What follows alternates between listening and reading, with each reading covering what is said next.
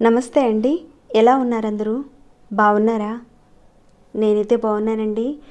మీ అందరికీ అమ్మవారి ఆశీస్సులు ఎల్లప్పుడూ ఉండాలని కోరుకుంటూ ఈ కొబ్బరికాయతో ఒక చిన్న పరిహారం చేయండి. మీకున్న సమస్యలన్నీ కూడా దూరమవుతాయి. అప్పుల నుంచి బయటపడతారు మీరు. చాలామంది మాకు కలిసి రావడం లేదండి, కొత్త ఇల్లేమో కట్టుకున్నాము, ఇక అక్కడి నుంచి అప్పులు అనేటివి అయిపోయాయి. ఇంకా ఎవరో అన్నారు మా దేవుడికి దిష్టి తగిలింది, మా ఇంటికి దిష్టి తగిలిందని ఇలా అన్నారు. అందుకని మా పరిస్థితి ఇలా అయిపోయింది అని చెప్తున్నారు. దాని నుంచి బయటపడే మార్గం ఏదైనా ఉందా అని అడిగారు. ఎవరైతే ఇలాంటి సంఘటనలు ఎదుర్కొంటున్నారో మీ నిత్య జీవితంలో ఏదో ఒకటి కష్టము, ఆర్థికంగా, అలానే ఒక్కో సందర్భంలో అనేక రకాలైన కష్టాలు ఒకేసారి రావడం ఇలా జరుగుతుంటే ఈ కొబ్బరికాయతో ఈ చిన్న పరిహారం మీరు చేయడం వల్ల వాటి నుంచి బయటపడే మార్గాలు మీకు తెలుస్తాయి. ముందైతే అప్పులు తీరే మార్గాల గురించి అయితే చూద్దాం. అప్పులు చాలా వరకు చేసేసామండి, తీర్చలేకపోతున్నాము ఇలా అనేవారు తీర్చడానికి మార్గాలు తెలిసేలా ఈ పరిహారం మీకు బాగా ఉపయోగపడుతుంది. ధన సమస్యల నుంచి బయటపడే మార్గాలు మీకు తెలుస్తాయి. ముఖ్యంగా కుటుంబ సభ్యుల మధ్య, అంటే భార్యాభర్తల మధ్య కావచ్చు, ఏదైనా సరే పిల్లల మధ్యన, తల్లిదండ్రుల మధ్యన కావచ్చు, ఏదో ఒకటి గొడవలు జరుగుతుంటే ప్రతిదానికి చిన్న చిన్న విషయాలకే గొడవలు జరుగుతుంటే ఈ పరిహారం చేయండి. ఇంట్లో మనశ్శాంతి లేదు, ప్రశాంతత లేదు ఇలా అనేవారు ఈ పరిహారం చేసుకోవచ్చు.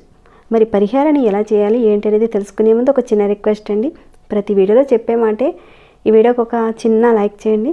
సబ్స్క్రైబ్ కాకుండా కొత్తవారు ఉంటే మన ఛానల్లో అనేక రకాలైన సమస్యలకు సంబంధించిన పరిహారాలు చాలానే ఉన్నాయండి. మీరు ఒకసారి ఛానల్లోకి వెళ్ళి చూసి మీ సమస్యకు సంబంధించిన ఒక పరిహారాన్ని మీరు చేయగలిగేదాన్ని ఎంచుకొని ప్రయత్నం చేయండి. మీరు చేసిన తర్వాత మీకు వచ్చిన మార్పుని, రిజల్ట్ని నాతో షేర్ చేసుకోవడం మర్చిపోకండి. ఇక ఈ వీడియోని మాత్రం ఎండింగ్ వరకు ప్రతి ఒక్కరు కూడా చూడండి. చాలా మంచి విషయాలు ఉన్నాయండి, మిస్ అయిపోతారు. ప్రతి ఒక్క పాయింట్ని ఎండింగ్ వరకు చూడండి. సరేనండి, ఇక పరిహారాన్ని ఎలా చేయాలంటే చూద్దాం. ఈ పరిహారాన్ని మీరు చేయడం వల్ల మీ ఇంట్లో సుఖశాంతులు పెరుగుతాయి, పాజిటివ్ ఎనర్జీ అనేది పెరుగుతుంది. ఈ పరిహారాన్ని ఆడవారైనా మగవారైనా ఎవరైనా చేయొచ్చు, కానీ ఆడవారు నెలసరి టైంలో ఉన్నప్పుడు మాత్రం మీరు చేయకండి. ఇంకా ఇంట్లో మహిళ ఉన్నప్పుడు చేయకూడదు, అంటే ఎవరైనా మరణించున్నా పెద్ద కర్మ కాకుండా ఉంటే చేయకూడదు అప్పుడు కూడా. ఇంకా ఇంట్లో పెద్ద మనిషి అయినా, అంటే పెద్ద మనిషి అయిన తర్వాత అమ్మాయి స్నానం కానంత వరకు కూడా చేయకూడదు. ఇంకా కొంతమందికి పురిటి స్నానం కాకుండా ఉంటుంది కదండి, అప్పుడు కూడా చేయకూడదు. ఇవన్నీ కూడా నియమాలండి. ఇక ఈ పరిహారాన్ని శుక్రవారం రోజున ఉదయం, అంటే తెల్లవారుజామున 4 గంటల నుంచి 11 గంటల లోపుగా చేయాలి. అలానే సాయంత్రం 4 గంటల నుంచి 9 గంటల మధ్య కాలంలో చేయొచ్చు. ఇది గుర్తుపెట్టుకోండి, ఈ టైము. ఆ వెసులుబాటు అయితేనే చేయండి. ఇక పరిహారానికి కావాల్సింది ఏంటంటే ఒకే ఒక కొబ్బరికాయ, అలానే ₹1 బిళ్ళ, అలానే కర్పూరం. ఈ పరిహారాన్ని మీరు స్నానం చేసిన తర్వాతనే చేయాలి. ఎవరికైతే పూజ చేసే అలవాటు ఉందో, మీరు ఎక్కడైతే మీరు దేవుని పెట్టుకొని ఆరాధిస్తూ ఉంటారు కదండి, అక్కడే ఈ పరిహారం చేయాలి. మీ పూజ గదిలో మీరు ఏ రకంగా పూజ చేసుకుంటారో అదేవిధంగా దీపం, ధూపం అన్నీ చక్కగా నైవేద్యాలన్నీ పెట్టుకొని చక్కగా పూజ చేసుకోండి. తర్వాత మీరు ఏం చేస్తారంటే ఈ కొబ్బరికాయని తీసుకొని ఈ కొబ్బరికాయని 2 చేతులతో ఇలా పట్టుకోండి. ఇలా పట్టుకొని మీ మనసులో ఎదుర్కొంటున్న సమస్యలు, ఇబ్బందులు వాటి నుంచి బయటపడాలని కోరుకోండి. కొంతమంది మా ఇంటి మీద, మా ఇంటి దేవత మీద కట్టుందండి, అలాంటివి ఉన్నా కానీ పరిహారం మీరు చేసుకోవచ్చు. అదంతా కూడా తొలగిపోవాలని మీ మనసులో అనుకోండి.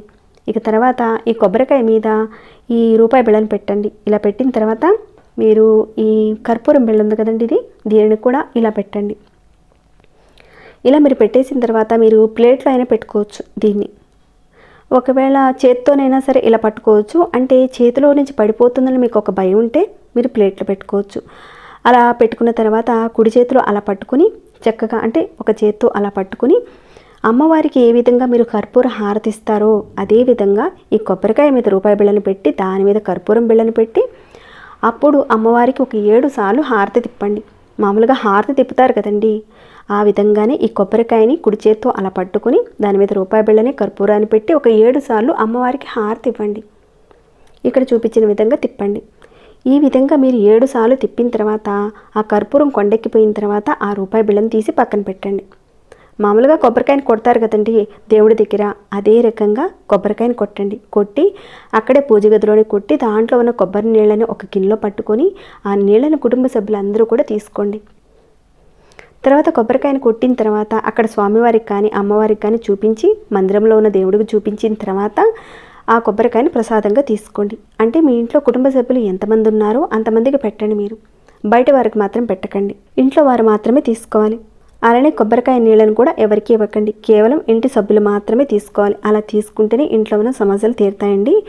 ఇక ఈ రూపాయిని మీ బీరువాలో పెట్టుకోవచ్చు, లేదంటే మీ లాకర్లో పెట్టుకోవచ్చు, లేదంటే మీ దేవుడు మందిరంలో చక్కగా అక్కడ పెట్టుకునే వెసులుబాటు ఉంటే పెట్టండి.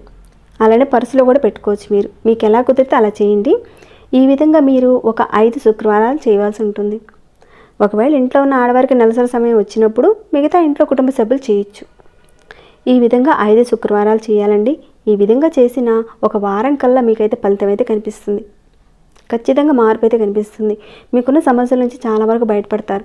చాలా మంచి పరిహారం అండి. నమ్మకంతో చేయండి, మంచి ఫలితాలు అయితే ఉంటాయి. మీకు ఆర్థిక సమస్యలు ఏవైతే కానివ్వండి, వాటిని తీర్చాలని ప్రయత్నం చేసేవారికి అప్పులు తీరే మార్గాలు మీకు కనిపిస్తాయి. మీ మనసు ప్రశాంతంగా ఉంటుంది. మీ కుటుంబం వారితో సంతోషంగా ఉంటారు. సత్సంబంధాలు చక్కగా ఉంటాయి. ప్రేమానురాగాలు పెరుగుతాయి. అంటే గొడవలన్నీ కూడా తగ్గిపోతాయి. అయితే ఏదైతే మీరు ఈ శుక్రవారం చేసి వాడిన ఆ రూపాయి బిళ్ళని తర్వాత వచ్చే వారాలకు అదే రూపాయిని మాత్రం మీరు వాడకూడదండి. కొత్త రూపాయి బిళ్ళలనే వాడాలి. అర్థమైంది అనుకుంటున్నాను. ఆ రకంగా మీరు వాడి మీరు పర్సులో కానీ లేదంటే దేవుడి గదిలో కానీ మీరు డబ్బులు దాచుకునే ప్రదేశంలో కానీ ఆ రూపాయి బిళ్ళని పెట్టుకోండి. తప్పకుండా ఎవరికైతే ఈ సమస్యలు ఉన్నాయో చేసుకోండి. మంచి ఫలితాలను అయితే మీరు పొందాలని నేను కోరుకుంటున్నాను. ఇక ఈ వీడియోని ఇంతటితో ముగిస్తున్నాను. మీ అందరికీ అర్థమయ్యేలా చెప్పాను అనుకుంటున్నాను. ఇంకేమైనా డౌట్స్ ఉంటే అడగండి, రిప్లై ఇస్తాను. మరి ఈ వీడియో మీకు నచ్చిందండి? నచ్చితే కనుక ఒక చిన్న లైక్ చేయండి. సబ్స్క్రైబ్ కాకుండా ఉంటే సబ్స్క్రైబ్ చేసుకొని ప్రతిరోజు మన ఛానల్లో ఉన్న వీడియోస్ని చూస్తూ ఉండండి. మరొక భక్తి వీడియోలో మళ్ళీ మిమ్మల్ని కలుసుకుంటాను. అంతవరకు సెలవు.